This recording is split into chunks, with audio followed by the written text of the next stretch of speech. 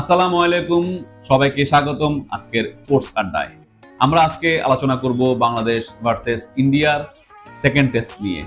তো সানি পরিচয় করালাম না, আমরা অলরেডি কয়েকটা ভিডিও করেছি। সানি ব্যাপারে আপনারা সবাই জানেন। তো আমি নিজে করি, এখানে আমার পাড়ার ছোট ভাই সানি, সে হচ্ছে যে ফুটবল বোদ্ধা আর ক্রিকেট সম্বন্ধে সবাই মোটামুটি আইডিয়া রাখে। তো তোমার টেস্ট ম্যাচ নিয়ে আইডিয়া বা বলো, মতামতটা বলো। আসসালামু আলাইকুম সবাইকে। তো ক্রিকেট খেলা নিয়ে আসলে ক্রিকেট আমার খুব কম দেখা হয়, যদিও তবু বাংলাদেশের খেলা হলে এরকম একটা মিস করি না। তো আসলে পাকিস্তানের সাথে বাংলাদেশ যেভাবে খেলেছিল, খুব আশা নিয়ে বুক বেঁধেছিল আমাদের সবার যে অন্তপক্ষে একটা টেস্ট আমরা ড্র করবো, এরকম একটা চিন্তা ভাবনা ছিল। ইন্ডিয়ার সাথে জয় ব্যাপারটা আমি ভাবি নাই, মানে আমরা আগে ভিডিওতে বলেছিলাম প্রায় অসম্ভব, একটা ড্র হলে আমরা খুশি হইতাম। হ্যাঁ, আসলে আমি প্রচন্ডভাবে হতাশ এই রেজাল্ট দেখে। আর আমি আসলে এই ক্রিকেটের সম্পর্কে আমার চেয়ে নিজু ভাই অনেক বেশি ভালো জানে। আমি নিজু ভাইয়ের কাছে জানতে চাই আসলে খেলাটা নিয়ে আপনার মতামতটা দেন ভাইয়া। আচ্ছা, আমার মতামত বলতে গেলে আমি প্রথম দিন থেকেই বলবো, মানে প্রথম শুরু থেকে বলবো, ইন্ডিয়া বাংলাদেশ যখন প্রথম ব্যাটিং করেছে, প্রথম দিনে মাত্র 35 ওভার ব্যাটিং করেছে, 107 রানে 3 উইকেট ছিল। প্রথম দিনে প্রায় একটা সেশন, আমরা যদি ধরি যে শেষ সেশনটা খেলা হয়, তাহলে ওই সেশনেই 35 ওভারের মতো হয়। ওই দিন পুরো দিনে একটা সেশন ধরলাম। তো মানে থার্ড সেশন যেটা থাকে সেটা একটু বড় হয়, ওইটাতে বেশি ওভার খেলা হয়। তো 35 ওভার মানে একটা সেশন খেলা হয়েছে, এটা গেল। এরপরে হচ্ছে যে 2 দিন পুরো বৃষ্টির কারণে পুরো খেলা অফ ছিল। তার মানে খেলাটা ড্রর দিকে মোটামুটি প্রায় নিশ্চিত বলা যায়, যেহেতু 2 দিন অলরেডি বৃষ্টি চলে গেছে, আর খেলা হয়েছে মাত্র 35 ওভার। এরপরে বাংলাদেশ যখন ব্যাটিং করলো, বাংলাদেশ মাত্র 233 রান করলো। ইন্ডিয়া যখন ব্যাটিং করতে আসলো, তখন বাংলাদেশের প্রথম ব্যাটিং তো ভুল করছে, ওটাকে আমি তারপরে ছোট করে দেখলাম কথার কথা। প্রথম ভুলটা করছে বোলিং কেন ভুল করছে ইন্ডিয়া? ওরা প্রথম বল থেকেই, রোহিত শর্মা টেস্টে প্রথম বলে ছক্কা মারছে, এতটা ছিল। তাহলে প্রথম ওভার আমি যখন বুঝলাম যে ওদের অ্যাগ্রেসিভ খেলতেছে, এটা টেস্ট ক্রিকেট, এখানে ওয়াইডটা অনেক দূরে, ওয়াইডের দাগটা অনেক দূরে। তো আমি একটা কথা বলতে চাই, আন্দ্রে রাসেল টি-20 খেলাতে আন্দ্রে রাসেলকে আটকানোর জন্য যখন সে খুব বেশি মারমুখে স্টক ওভারে, তখন বোলিং করা হয় হচ্ছে একদম ওয়াইডের দাগের পাশে, ইয়ার্কার লেন্থের বা ফুল লেন্থের। এটাই যে অভিজ্ঞতার ব্যাপারটা, এটা কথা বলতেছি, এই ব্যাপারটা কিন্তু বাংলাদেশের টেস্ট ক্রিকেটে একেবারেই পরিলক্ষিত হয়নি। টেস্ট ক্রিকেট ভুলে গিয়ে ইন্ডিয়া খেলতেছিল টি-20, সেখানে আমাদের বোলিং করা উচিত ছিল টি-20 আন্দাজে। কেন? আবার আমাদের প্লাস পয়েন্ট ছিল কি, আমরা ওয়াইড বোলিং করলে সেটা ওয়াইড দিবে না, রান হবে না। তাহলে ব্যাটসম্যানরা যখন খুব বেশি মারমুখী ছিল, তখন আমরা যদি ওভারে 4টা থেকে 5টা বল যদি আমরা একদম ব্যাটসম্যানের মানে আয়ত্তের বাইরে বোলিং করি, হ্যাঁ, ব্যাটসম্যান আয়ত্ত বলে বোলিং করলে, তাহলে কিন্তু ব্যাটসম্যান বিরক্ত হয়ে যাবে, তখন আবার রানের চাইতে আউট হওয়ার সম্ভাবনাটা বেশি থাকতো।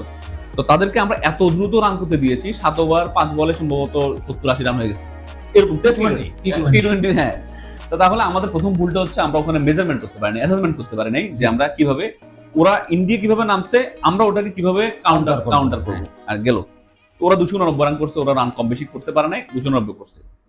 এরপরে আমি একটা ব্যস্ততার কারণে বের হয়েছিলাম, আমি একটু পোর্ট বিলিং গিয়েছিলাম। ওখানে গিয়ে আমি যখন একটা জায়গায় বসলাম, দেখি খেলা চলতেছে, বাংলাদেশের সেকেন্ড ইনিংস চলতেছে, পঞ্চম দিনের খেলা।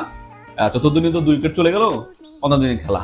তো দেখলাম যে 3 উইকেটে সাদমান ব্যাটিং করতেছে, আর হচ্ছে নাজমুল হাসান শান্ত বাংলাদেশের ক্যাপ্টেন ব্যাটিং করতেছে। তো তখন একটু স্টেবল মনে হচ্ছিল বাংলাদেশকে, যদি মানে ওই উইকেটে একটা সেশন পার করে দিতে পারতো, তাহলে কিন্তু মোটামুটি আমরা ড্রয়ের দিকে চলে যেতাম, এবং এই টেস্ট ছাড়া কোনো মানেই হয় না। এই ইনিংসটা যখন বাংলাদেশ ব্যাটিং এ নেমেছিল, তখন কততম দিন চলতেছিল? চতুর্থ দিনের একদম শেষ সেশনের মাত্র আধা ঘন্টা ব্যাটিং করছে। তার মানে তারপরের দিনে খেললে ড্র। বাংলাদেশ ব্যাটিং করতে হবে, ইন্ডিয়া ব্যাটিং করতে হবে। বাংলাদেশের ওই চতুর্থ দিনে শেষ সময় 2 উইকেট চলে গেছে 26 রানে। আচ্ছা, এখন পঞ্চম দিনে এসে যখন মানে দেখলাম যে 3 উইকেটে 89 রান ছিল, আমি যখন দেখতেছিলাম 3 উইকেটে 89 রান, আমি দেখতেছি একটু, সবাই দেখতেছিল, দেখলাম বাংলাদেশের ক্যাপ্টেন নাজমুল হাসান শান্ত, সে তো লেফট হ্যান্ডি ব্যাটসম্যান, এভাবে ব্যাটিং করে, সে জাদেজার বলে ডানহাতি হয়ে মানে রিভার্স সুইপ করতেছে, 89 রানে 3 উইকেট, পঞ্চম দিনের খেলা, বাংলাদেশের টেস্ট ক্যাপ্টেন। যেখানে হারার একটা ভয়, এত লজ্জাজনক একটা হারার ভয় আছে, এই খেলাটা 2 দিন মাঝখানে হয় নাই, 2 দিন মানে হয় নাই, এবং প্রথম দিনের 2টা সেশন হয় নাই, মানে 2.5 দিন পুরোপুরি টোটালি হয় নাই, 2.5 দিন খেলা হয় নাই।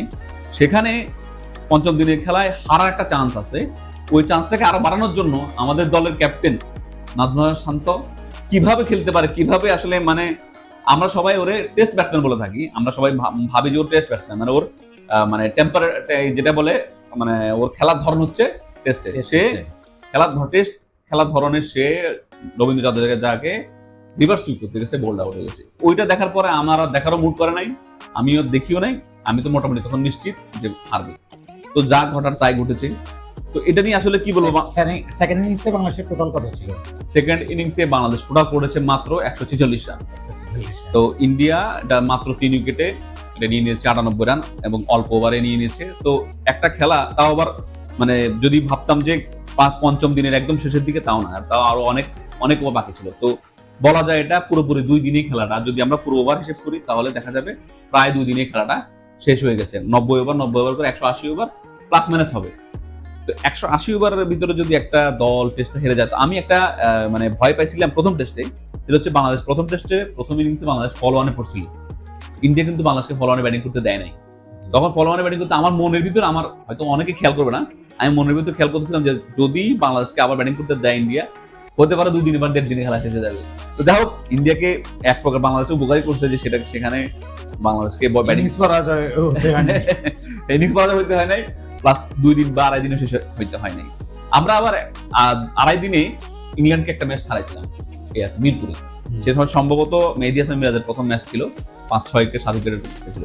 তো ওটা ছিল আলাদা একটা পিচ, পিচটা ছিল একেবারে স্লো লো টার্নিং, 3টা হইলে খেলা যায় না, স্লো লো টার্নিং 3টা একসাথে হলে খেলা যায় না।